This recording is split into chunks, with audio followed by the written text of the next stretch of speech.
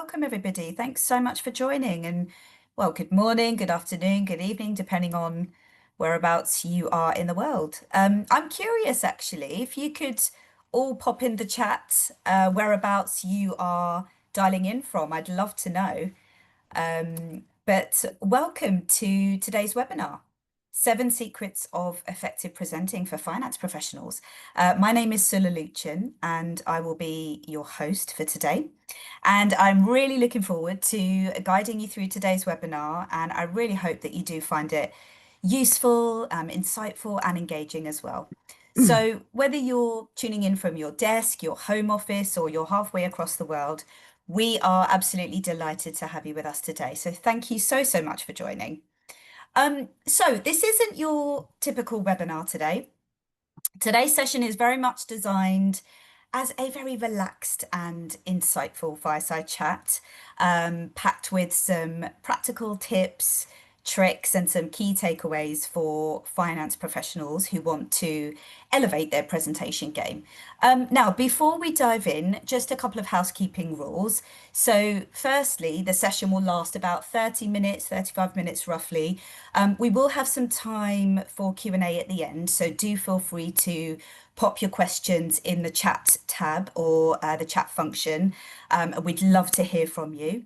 If we don't have time for all the questions, don't worry, we can most certainly take it offline and have a conversation with you separately. We do also have a little something for you as a key takeaway after the session. Derek has put together something special. So we are more than happy to give that to you at the end of the webinar, but please stay tuned until then and we can email it to you after. And finally, just to let you all know, the session is going to be recorded.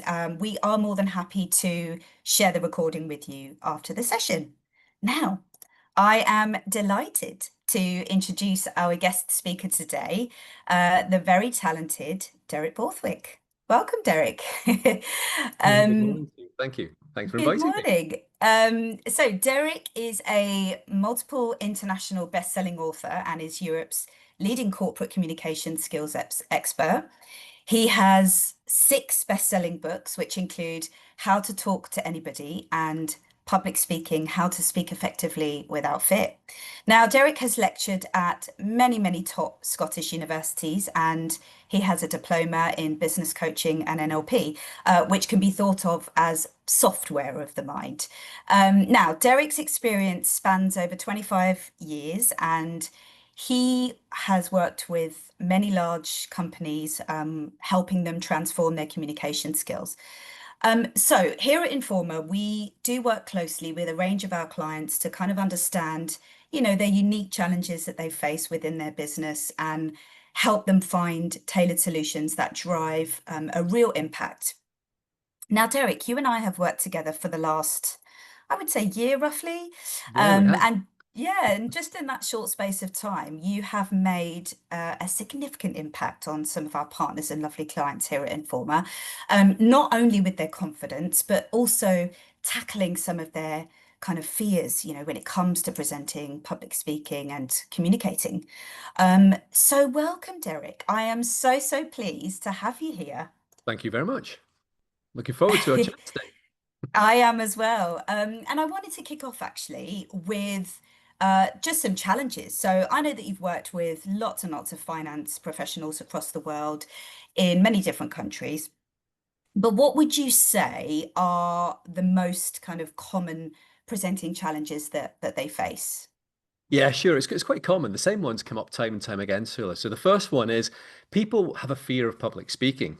And I think you know a stat as well as I do, which is reportedly, albeit the question may have been front loaded a little bit, people fear public speaking more than death, which is really quite strange. People would rather actually die than have to give a presentation or do some speaking in public.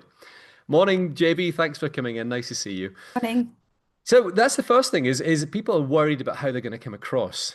They have the fear. Now, what is fear? Well, there are only 2 fears that scientists say we're born with. The first of is a fear of falling, and the other one is a fear of loud noises. Everything else is learnt. So you're the one that nobody actually makes you nervous or makes you fearful. You do it to yourself by how you choose to react to the external stimuli. So it's purely an internal model that is expressed externally. So that's the first one. The second one is people become very self-conscious and they're worried that perhaps, they're going to, they may, what are people going to think about them? What's their body language going to be like? And then the last one is because they feel self-conscious, we tend to see this coming through with the delivery. They either race through it very quickly, speak very, very quickly, want to get the material Mm, done, mm. or they speak in the PowerPoint hypnotic voice that just goes on and on and on. In fact, somewhere in the world as we are speaking, there is a PowerPoint hypnotist in action, Sula. So those are the three main things that I see that people have difficulty with. And it's actually I could add to that as well, engaging with the audience. So people worry but when they're not presenting at their best, they don't feel confident, that perhaps people are bored, they're not interested Mm, in what they say. And of course, this compounds things and we end up with a vicious loop. The less confidence you have, the more you appear less confident, and it just goes cycles round and round like this. mm. Well, no, that's a really valuable overview, actually, Derek. And I can imagine that many of our viewers can totally relate to that. It actually brings me on to my next question, which relates to telling the story behind the numbers. Now, as we Sure. know, finance is full of data, but numbers don't speak for themselves, do they? So how can finance professionals become better storytellers with their data and also make it easier for their audience to understand? Yeah, sure. Well, the first thing we have to realize is as human beings, guess what? We're all just that little bit selfish. So every human being in the planet is tuned into a radio station. That radio station is WIIFM, which stands for What's in It for Me. So the sooner you can get to the point of what's in it for the audience, the better. Now, how do we do that with data? Well, the data is there to emphasize a point. So we start off with the conclusion first, if you like, the big idea. And then we need to look at how we can interpret that data and make it more interesting. So, for example, if I said to you, did you know in the UK that they throw away 3 billion liters of cooking oil a year?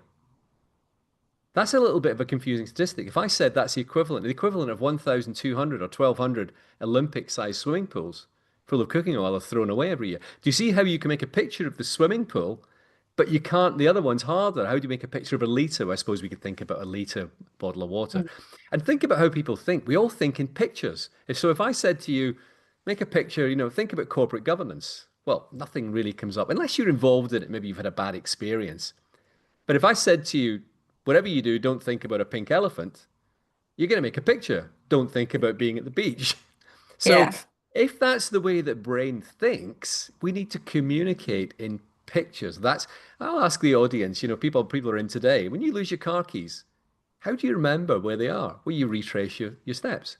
Yeah, When it's a you're in a multi, visual. yeah, when you're in a Mm, multi-story car park, if you're like me, you're not paying attention, you think, oh, where did I park my car again? Now, some of you may say, well, I press the little thing on my key ring and the lights go on. Yeah, okay. But in the good old days, we would make a picture, wouldn't we? And we would try and say, well, where was it? And you imagine where the car was. So if that's the way the brain works, then we need to really, really hack into it. So we mm, could say other things like, for example, instead of looking at 750 million liters of water are used in the average golf course a year, you could say that's the equivalent of 300 Olympic-sized swimming pools of water are sprayed on a golf course every year. If I said to you the moon is 242,000 miles, we won't argue about the orbit. We'll say 242,000 miles from the Earth. That's difficult to visualize, isn't it? It's a long way. But if mm. I said to you, and as I say this, try not to make a picture. Imagine going to the airport and you see a nice big 747 there. Let's call it a British Airways or Qantas, something like that. Or maybe even Emirates. And you jump on board it. You say, where are we off to? We're off to the moon. It would take us 18 days constantly of constant flying to get to the moon. Now that gives you more context. So it's the data, we need to interpret it. What does the data mean? And we need to make this very, very simple. So we start with a big idea. It's got to be simple. I call this the grandma test, Sula. If you can't explain your conclusion or what you're trying to talk about, the big idea that your grandmother can understand it, then it's too complicated. Within reason, I Yeah. get that if it's highly technical. Mm, I'm using a yeah. metaphor, straight a metaphor. Yeah, no, I absolutely, I totally agree. And that I think that really kind of resonates. And thanks you for shedding light on that. Now, something that comes up a lot with my clients is kind of some common mistakes. So What's the one kind of big mistake that you see finance professionals make when presenting, and how do you think that they can avoid that? Yeah, sure. There's a couple here, so let's use a couple of examples. I like to use metaphors and little stories just to illustrate the point. So I'm about to make you extremely scared, okay? Go on then. So imagine that you and I were single, and I would have to be a bit younger, obviously. And let's just say that I've seen you at the bus stop and I think, you know what, I want to get married to Sula. So I wander over with a list of 10 very logical reasons as to why we should get married. Now, how successful is that strategy likely to be? Not at all. No, it's You not, are is it? scaring me now. I am scaring you. I can tell that from your expression there. Try it. You'll get over it. Don't worry. Now, why is that no successful? Because what I tried to do is to logic you into a decision. There's no emotional connection. This is the big secret. If you want to be a good speaker and present well, you need to have an emotional connection. I'm scaring you too. Thank you, Fred. I'm not the only one. I forget there's a few others that are scared there in the audience too. We'll try and not do any more scary stuff. Stories are really, really important. And the way that you have to put context around it. So we try and logic people into a decision and hope that they feel well. But here's the real secret, as I was saying, that you need to have an emotional connection. That's the secret. If you want to be a good presenter, you have to have that. A little thing to remember, I would get this tattooed on your forehead, not literally. People won't remember what you said, but they will remember how you made them feel. So you have Yeah. to have an emotional connection. That's the first one. So we don't want to try and logic somebody into a decision. Sure, we need to have content, but we need to bring that alive and put context around it and talk what's in it for the audience. Here's the next one, Sula. Somewhere in the world, as we are speaking right now, there is a PowerPoint hypnotist in action with a deck that is so confusing, even Einstein couldn't understand it. JB's on I know JB, he'll resonate with us from the finance days. You'll have a double axis chart, right, JB, with the confusing size 6 font, a very confusing scale, number of things. People are going, what exactly does this actually mean? So we have to make it as simple as possible. Think about what people tend to do is they tend to go straight into the slides. As soon as you say, I'd like you to talk about this, a presentation, you can almost see the fire tracks as people are running out the room straight to their computer and putting together a PowerPoint slide. Well, guess what? Let's use another example. So, Sula, you've been on holiday recently, haven't you? I have, yes. I was in Jamaica a couple of months ago, actually. You're in Jamaica, right? So imagine that you said to me, Derek, pop round the house. I've got some photos I'd like to show you. So I come Mm. round and you haven't been to the chemist. You're on your phone these days. We haven't like the old days we used to go in and just put them into the chemist. So you've got it there and you say, look, Derek, this is me on holiday. I'm like, oh, fantastic. That's interesting. Look at this scenery here. And I'm going, politely, that's interesting, Sula. And then we get to the third one. This is me and the family at the restaurant. And I'm going, that's very good. Round about then, most people are kind of going, well, that's enough for the holiday photos. So if that's how we are feeling with holiday photos, and they're vaguely interesting because at least they're colorful things. What do you think's going on when someone puts up a PowerPoint slide? Mm. I can tell you Yeah. what's going to go on. They're going to go into their own little trance. As a famous hypnotist once said, he said, it's not getting people into trance that's an issue, it's getting them out of the one they're in. If you want to get people into their internal world and wondering what they're doing at the weekend, what restaurant they're going to, where they're going on a holiday, just put up lots of confusing stuff. Mm. And the next It's point on this, yeah, if I can just, the last point on this is a big one. And again, I would get this tattooed on your head. The confused mind always says no. The suspicious mind always says no. And the angry mind always says no. If you're particularly talented as a PowerPoint hypnotist, you can confuse them, which will then make them suspicious, and then they'll end up being angry. So we need to make sure that we're not confusing the audience. Keep your message simple. There's nothing wrong with using lots of slides, but vary the stimuli. Switch the slides off occasionally. We've all heard that big expression, haven't we? It's going on now. I'm just going to share my screen. I'll ask the audience here, how do you feel when someone says that to you? It's usually cameras off and Facebook on or YouTube on or perhaps off for a little drink. So we need to vary the stimulus and we need to make sure we're talking the way people communicate in terms of a story. Yeah. It's funny you should say that actually, going back to what you mentioned about the kind of emotional connection to the audience. I went to a conference a couple of I only really remember bits about the actual session itself, but I vividly remember the lady hosting the session and the panel. And I remember thinking, wow, she was really inspiring. She spoke with such poise. No, so that absolutely makes sense. Yeah. Can I share a little Now, story just on the back of that? When mm, I've got my books and I also do the own audio tracks for them. So when I go into the studio to record, it's the same sound engineer I've used. Now, because I've got 6 books, there is some duplication of the material in there because it's how the brain works and then the step-by-step process, how you can do it. So I've used a couple of stories to illustrate that. Now, when I went to the sound engineer, he said, Derek, you've used some material before in some of your other books. And I said, oh, really? What have I used that's duplicated? That's duplicated. I was curious. And he said, see that story about the lemon? He said, that's in such and such book. So it was the story he remembered, despite the fact there was many other things that guess what were mm. facts that he doesn't remember. So if you want to be memorable and you really want to drive a point home, make sure you use a story to illustrate it. Interesting, really interesting. It actually brings me on to my next point. Yeah. So, I mean, we've all sat through slide decks of 30 bullet points on each slide. As we've said before, the whole Just phrase us. death by PowerPoint. But what are your tips for simplifying a presentation, without losing key messages? Yeah, absolutely. It's not a show. We're going in juggling and breathing fire. We have to communicate a message, but equally, we don't want to trigger something called cognitive overload, which is getting people thinking. As Henry Ford famously said, thinking is the hardest thing that anyone can do, which is why so few people engage in it. You probably see that going on in the world at the moment, somewhere, wherever you are. So we want to make sure our message is very, very simple. And there's a little trick you can use. I like this. I call it the trilogy. It's very powerful. Try it when you're presenting next. Instead of saying there are 10 things I'd like to cover today, just focus on the 3 things. There are three key messages we need to focus on today.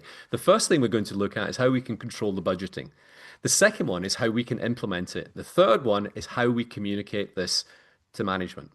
Now, just be careful if you're doing this as a presentation and you say there are 3 things, because I was doing training for somebody in Germany and he couldn't remember. He would always say there are 3 things we're going to cover, and he couldn't remember the number 3. So I would jokingly say the way you count to 10 is 1, 2, 4, 5, 6, 7, 8. So the way around that, say there are several things. And if you say 2, people won't remember, and you can always come back to it. And listen, on the confidence side, if I can just share this as well, there's a big, big confident booster for anyone who's nervous or feels awkward out there. Here's the big secret. It's your presentation. You've put it together or at least rehearsed it and hopefully investigated what it's about. So therefore, you will know more about that presentation than anyone else. And guess Mm. what? If you forget something, no one will notice. I was telling you, actually, we were speaking the other day. I was doing some training recently, and I told people exactly what I was going to do. I said, look, you can put random words in a sentence and nobody will notice. And people, they started nodding, well, that's interesting. And then the very next sentence, I did exactly that. And guess what? Nobody noticed. No one noticed. We give people far too much credit for their awareness. This is why we have to simplify and we have to keep recapping and going back and making it as simple as possible. But guess what? As soon as you tell a story, try it with your audience. Next time you're doing something and you see the audience starting to disengage or look a bit bored, just start saying something like, do you know, it was really interesting. I was at a conference recently, or do you know, I was out in Germany on a trip. Watch what happens. Everyone's eyes will automatically go to you. We're all a bit nosy as human beings. I bet lots of people here watch Netflix and go to the movies. We want to know what's going on. We're just a bit nosy. So if we can use that bias that humans have with our business language, because we do strange things in business. We speak in a strange way. We use corporate language, corporate governance, merger and takeover. Try and make a picture of that. It's difficult. It's not the way, if you want to be memorable, that's not the way to do it. If you want to come across with corporate speak and play intellectual chess, by all means. But communication is not about intellectual chess. It's about how can we communicate the message in the most effective and efficient way, and B, how memorable, how can we make people remember that? And they will remember the Yeah. stories. Yeah, it's true. And you mentioned, kind of speaking with confidence. It actually brings me Thanks, on to JD. my next point about, the fact that presenting, public speaking, it doesn't come naturally to everyone. But many finance professionals kind of do struggle with their nerves and speaking confidently. Hmm. Um, and you mentioned before, you fear public speaking more than you do death. I mean, that's crazy. It's a bit So crazy, isn't it? what's your kind of best advice for overcoming stage fright? Yeah, and that's a good topic. And it really, just going back to your thing, I'll come to that in a second, is when you were talking about fearing death more, people are strange. I mean, we Mm. know human beings do strange things. And after all, wouldn't the world just be a lot more easier if everyone was a bit more like us, wouldn't it? And life would be easy, but they're not. So that means people feel different ways about public speaking, and some have a fear about it. So there are several things you can do. The first thing I would say, as I mentioned, was the confidence booster. It's your presentation. If you've rehearsed it, you'll know it better than anyone else. If you're presenting to a panel of experts, I get that can be a little bit tricky. But listen, we're all human. If you make an error, just admit to it. If you've forgotten, I make a joke. I forget things all the time. I just say, oh God, I must be having another senior moment. Perhaps I should write a book on memory improvement. And that gets a laugh. And as soon as you get people laughing, it will diffuse it. People are always a little bit suspicious if someone's too perfect. Mm. You know, that kind of almost like the white gates and the perfect house in the country. You know, as human beings, we're all like, we're pleased for them, but part of us goes, I kind of hope that fence will What hold. happens behind closed Yeah, doors? yeah, yeah. You know, we like to see a bit of vulnerability. So there's a great tip you can use. Actually, I'll come on to this state in a second. I haven't forgotten. Just while we're on this topic, I think it's useful. Is you admit a weakness. So here's a great one for you. If you're in sales or you're trying to put something to the management, you don't want to become across as good at everything. You pick something, particularly in my background, fund management, that you would pick. Suppose you had a range of funds or things that you were on offer, and one was particularly weak, that you were never going to get any business in on. You just highlight that one and say, look, if you're looking for, let's use an investment in Japan, then this is not our company. We're not good at that. But if you're looking for, say, US equities or US investment opportunities, we're the company to choose. Can you notice already how it feels more? I mean, I do little stories Yeah. when we're training live to illustrate the point. Again, back to your thing on the state. So that's the first one is the confidence. Rehearsal as well. Now, a lot of people, when they're doing presentations, they will write out their presentation and they try and memorize it like an actor delivering the lines. We don't have to be perfect. You just have to have the big ideas, the key points, and talk around it. Most people, I'm speaking quite quickly today because I'm quite excited to be speaking with you, but we can change it down. If I just start slowly, speaking softer and slower, you can notice how the stimulus has changed. And as I do that, it causes you to listen more and more. Do you see? So Yeah. every time I'm doing training with people and they start slowing down, their presentation skills improve like that. It's not a Yeah. race. Mm. Not a monotone race. So we want to try and balance the energy, but mix it up. And these are the tricks. So the other thing you can do is your posture. So that's where there is some research done by Amy Cuddy. It was the power pose, which the media got hold of and took it to all sorts of ridiculous levels. But there is a lot of truth in this, that there's a corresponding emotion for a corresponding body language. I should say that again, a body position has a corresponding emotion and vice versa.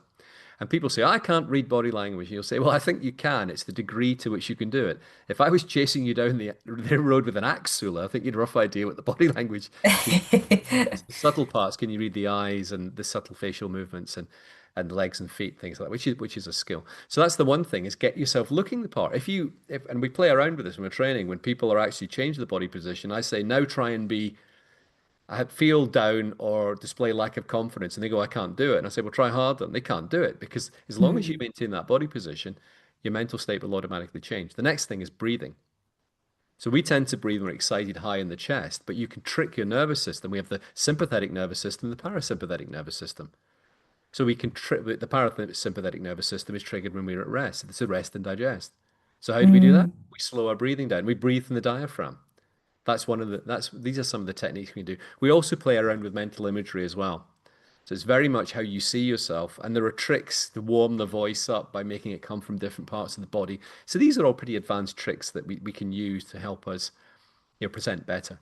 Yeah, it's actually bringing me back to my university days, Derek. I have You're a a thespian, everyone. drama and theatre degree, and some of the key things that were drummed into us were kind of your presence on stage, your speed, your clarity, the voice, the cadence, all those things. So it Yeah. is bringing me back. Brought But you the down to other smoking jacket and the cravat, Sula. Yeah. No, the other question I was gonna ask you actually is Yeah, presentations often end with Q&A at the end. they do. So what advice can you give for kind of handling tough or unexpected questions? Especially if they're coming from kind of senior stakeholders. Yeah, that's a great question. And actually, I'll take you just a little bit before we get to the questions, just because this is a big fault I've seen. People often present reasonably well, and then it comes to the conclusion. It's really weak. They go, "Well, that's it. If there's no questions, I guess we'll go now. And thanks for coming." That's not the way to do it. We need to reinforce. So we would say, "Thanks for coming today. The key points again for you are, if you want to go to the trilogy, one, two, three, even better, just one." Almost like if I had to leave you with one key message today regarding communication skills, sharpen your awareness. You see, I'm going down, I'm using all sorts of little verbal tricks there to get the message Mm. home so people will remember it more. But in terms of the questions, one of the things you do, here's a really, really neat trick. You raise your own objections and handle them before you know they're going to come up. If you know price is an issue or you know budget's an issue, don't try and hide it if you're presenting to senior management. They're going to know that. So raise it. Say, look, I guess you may be wondering how we're looking on budget and why did we go over it? Great question. Let's just answer that. That puts you on the front foot. It creates trust as well. Now, if you get the real humdinger of a question, we need to first of all be tread very, very carefully. So if I said to you, imagine Sula, we're working together, and I said to you, Sula, see that project you're working on? It's a complete disaster. It's absolute chaos, and nothing is working. Now, every bone in our body is going to go, no, it's not, Derek. There's nothing wrong with Yeah. it. You're wrong. We can't do that. So we have to go along and we have to acknowledge this, first of all, and tread carefully. But we also want to use a strategy, and I write about this in the book, How to Talk to Anybody, the complete examples of how to do this. The first thing we want to identify is, what have I actually said there? I've said nothing. I've used adjectives and adverbs. So if I said the car is driving slowly down the road today, I was walking to the shops and I saw a car driving slowly down the road today, each member here would have a different speed. Slowly doesn't mean anything other than the meaning you attach to it. So we have to get back to this. We acknowledge it. That's disappointing you feel that way. So I can understand this must be frustrating. See? Now you're nodding. See, I'm getting you to nod. We're even playing and you're nodding. So we can do this with people, okay? It's quite easy to get them to nod and agree with you. So I've paced what the situation is, which cools people down. I then say, as the project is complicated, Sula, I'm just curious, which part of the project is causing you the most concern? Now, it may be it's just not, I've not been sending an email. The tendency is if you don't do this, you start going, well, we've had problem with sickness, and then finance wouldn't sign it off, and that manager's been, I'm going, oh, really? You just keep going. That's just giving me lots of information. So be very, very careful. Never, a big one, tattoo this in your forehead, never answer a question until you know what that question is about. Mm. Okay? Really, really important. Okay, Yeah. and if you're doing it in a group, you always repeat the question back so that people who've been on their phone are not paying attention. You say, so the question is, why are we over budget and what are we going to do about it? Great question. Let's just do that now. Okay. Yeah. Harder the question, the more language softeners you have to look at. We don't have time to cover them all today. In other words, if the present's really bad, you got to use lots of nice wrapping papers and a little bow to make it look good. Yeah. It's funny you should say that actually. I do this a lot with my kids.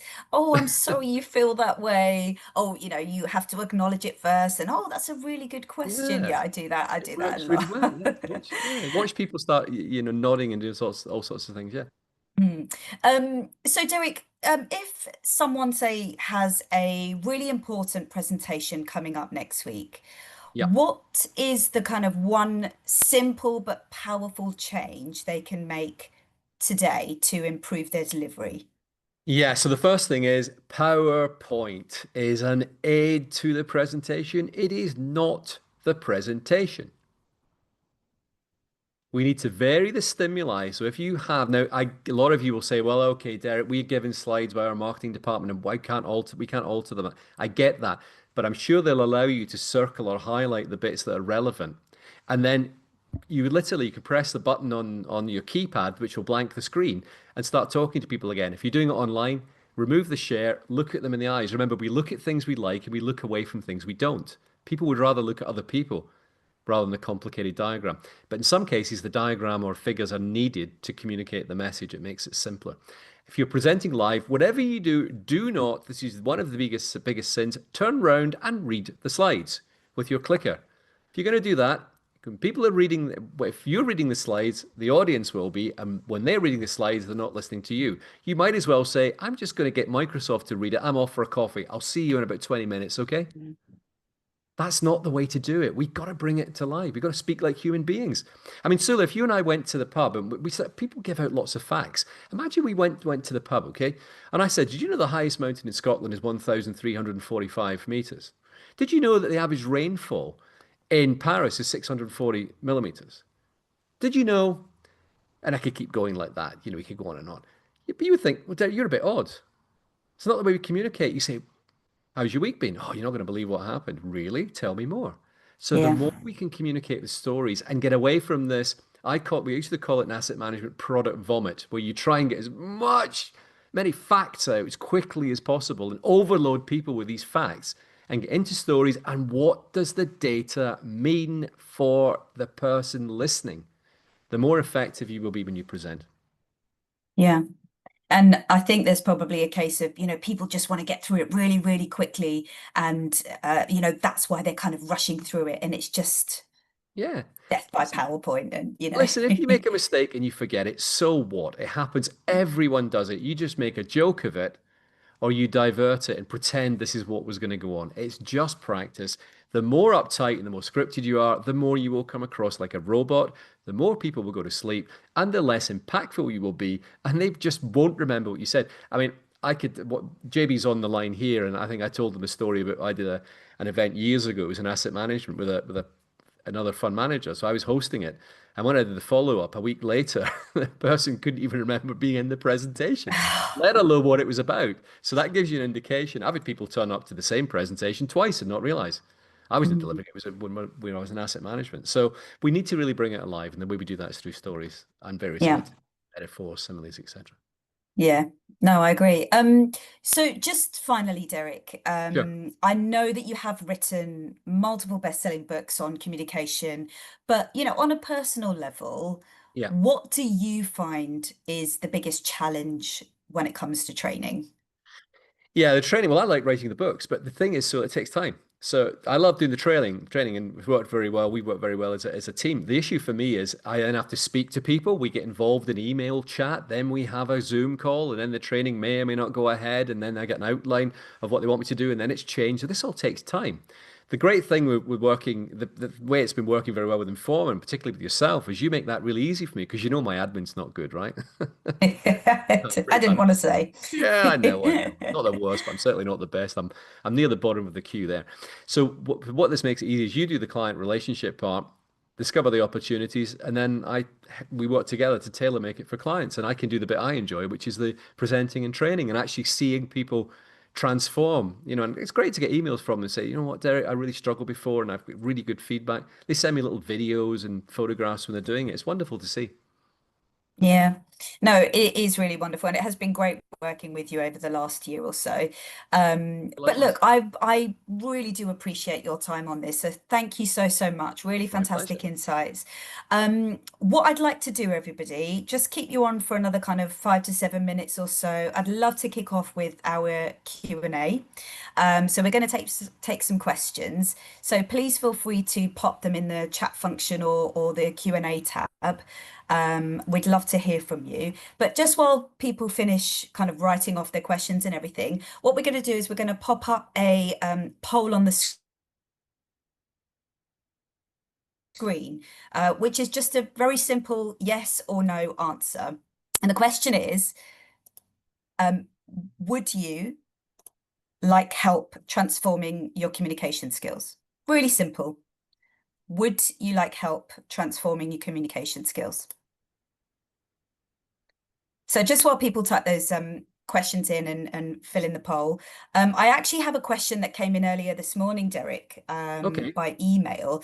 And the question was, what's the best way to structure a financial presentation to keep senior leaders engaged? Okay, if I saw Fred's question. Fred, I'll address that in a second, okay? Yeah, Yep. how do we keep senior leaders engaged? Well, the first thing with senior leaders is we must get to the point. So if you want to think about senior leaders, there's a misconception that they understand everything about the business, every minutiae that goes on. One of the issues is they don't. So you have to make it simple. So the key thing is, and their time is pressure. You have to precious. You have to address what's in it for them, and it's using what I call the mirror technique. This is where you think about if you were in their position, what would you want to hear? So they're going to be interested in efficiency, profits, share price. So anything that can get to the point in your presentation that addresses those, again, getting back to what's in it for them and keeping it simple, the better. So what we look to do is we're looking to try and think of it as like an onion. We don't go straight in and just take the onion to bits. We peel it by layers before we get to the core. That's the same thing. You start with a big idea. Today I'm going to show you how we can increase profitability, efficiency, which should boost the profits for the company and enhance the share price. Immediately you know, oh, that's of interest to me. So immediately you're going to start getting some attention there. Okay, and then you Mm. go on, but you keep it simple. There are three things we're going to cover today. Now, you'll often have a complicated slide deck. I would suggest keep the first slide deck easy to understand and then put loads in the appendix. If your regulatory means that you can't do that, then you'll just have to pick and dip in and dip out of the slides. But you must make it simple. I saw Fred's, Right. does that answer the question? So I saw Fred's Yes. question come up about interaction, which is a good one. Yeah, we're struggling a bit for time today, Fred, to get to do everything, but I'll cover a bit of it now. Interactivity, what you do is you ask questions. So it's a great way. So if it's online, Fred, and you saw people, what you do is you read the body language. So if you look at Sula, she just moved, but if you look at just a second, Sula, that's it, don't move now. Sula's head's tilted slightly to the side, and she'll periodically nod as she is there. She just did a micro movement there. So she's in agreement. So if I was presenting, Fred, I would want to think, and I want someone who's likely to agree. And I say, Sula, what do you think about that? And you know she's going to say yes because she's listening, she's interested. Now, if we see someone who's on their phone like this, we do the same thing. So imagine it was you, Fred. All we would do is I would just say, Fred, I'm curious. I know this is an area of expertise of yours. What do you think we should do? And then watch as people they sit up and it's almost like, oh, they get all pleased with themselves because they've been acknowledged as an expert. So with wasp with 57 slides. Yeah, I've seen more than that. 57. Yeah, it's a pretty. Was it 50 or 30? Yeah, so That's a lot of slides. Yeah. Fred, we can also use very advanced questioning techniques as well, and we use this, the echo technique. Can we use question? There's various different strategies we would use, but the big thing for interaction is you got to ask people questions, and you get them doing things like a poll, and remove the slides, Fred. So what you want to do is webinar attendees who are at the dentist with no camera. I'm not a magician, Fred. That is. I actually had somebody I did a webinar once, and she was in her yoga outfit, so it's not quite the dentist there, but I had somebody actually who did a call while on the tube and said, "Excuse me, I'm just about to go into a tunnel." So I've pretty much seen it all. When you've done this as long as I have, you pretty much have seen everything. It really does. It's had people just don't. They fail to. Well, I think I shouldn't be surprised, but I still am to an extent. So hopefully that helps, Fred. Yeah. There's a couple of other ones as well. I'm not sure if we're going to Well, have you get that time one. for Ewan's all put of up. them. You got a good one there. What's the most impactful presentation? Well, actually, Ewan, it was a really, really weird one. It was actually at Norton House in Edinburgh. And I'll tell you why it was so impactful, because what the guy did was he created a mystery. So his name was Bell, and it was back in the 90s. I can still remember going, and I've been to lots of these economic presentations, and let's say many of them are a good cure for insomnia. Let's put it that way. This one was different. We went there. The guy's name was Bell. I can remember him forecasting the price of oil at $30 a barrel. So it gives you an idea how long ago it was. And do you know what was different this, Ewan? He created a mystery. When we went in, there was a guitar on the right-hand side of the stage as I look at it. I said to my colleague, what's he going to do with the guitar? Is he going to play a song or what's going to go on here? And every so often he would periodically move across the guitar. And we would think, is he going to play it now? What is it? A bit of folk, a bit of Guns N' Roses? What's he going to do? Well, they went around then. It would have been something else, 80s rock or something. But what's he going to be playing? And he didn't. And then by the end of it, he just said, thanks very much, and off he went. Now, he created what you call an open loop. And to this day, I still want to find this man and say, look, what was that guitar about? But guess what? I remember the price of oil. I remember that presentation. I remember very few others because they're exactly the brain works as a predictive mechanism, Ewan.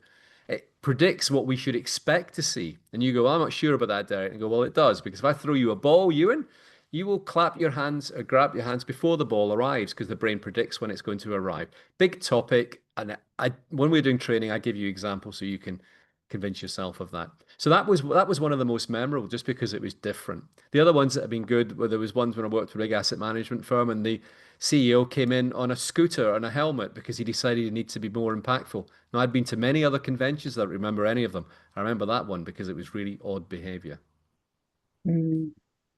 Do you have another questions? I think there was a couple Interesting.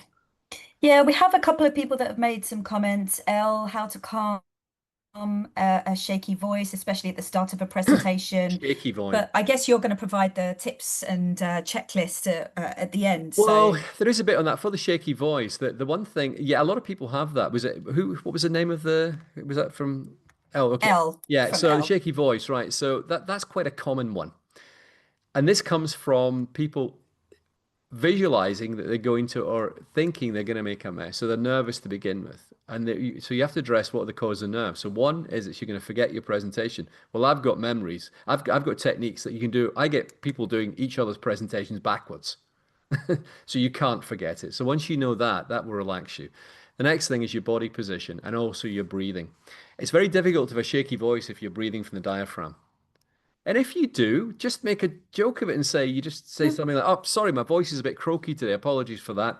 I've got a bit of a lurgy at the moment." Yeah.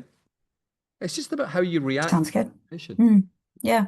We have a couple from JB as well Yeah. on the Hi, JB. How you Q&A doing? tab.